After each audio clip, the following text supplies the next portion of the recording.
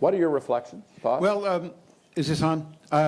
Look, first thing is that I think we owe Sean Spicer a debt of gratitude for coming here and in the belly of the beast, knowing this was a very unfriendly audience. So I give him a pretty friendly audience. I give him a lot of credit for doing that.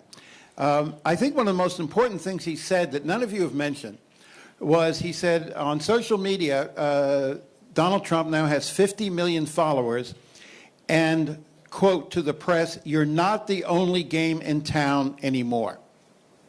And one of the key variables here in understanding the role of the press is the fact that Barack Obama before him and now Donald Trump has his own broadcasting network. He has the TBN.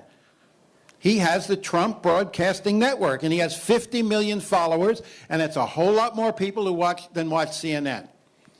And the fact is that that is a basic truth about today's media environment.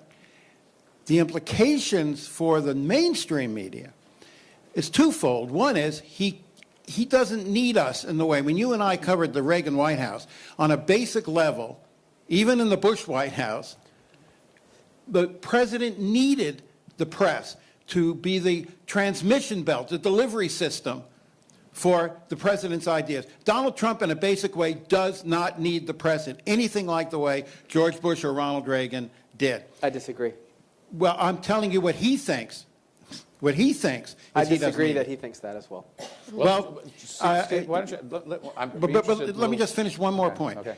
I think because he believes he doesn't need the press, he is therefore free, as Jim said, to engage in alternative truth, to decide for himself what truth is. When Spicer was asked about the question of the votes and how can the president assert that he actually won the popular vote, Sean Spicer said, the president believes that. That's right. Belief is not truth. That's right. And belief... There is no widespread voter fraud in this country. And so I think part of the landscape we're dealing with is a president who has this enormous ability to reach directly to the public and who believes that he can decide for himself what is true. So therefore, what does that mean for the mainstream press?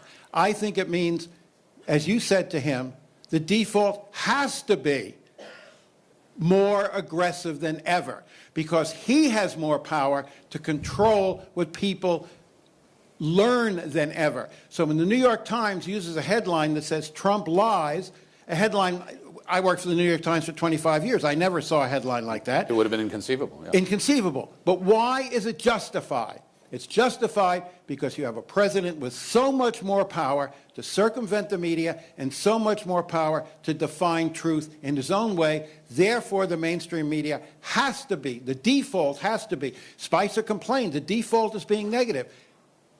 It has to be. That has to be the default because otherwise the ability of the White House to totally overwhelm the press, I think, is enormous. Jeff, you want to respond to this?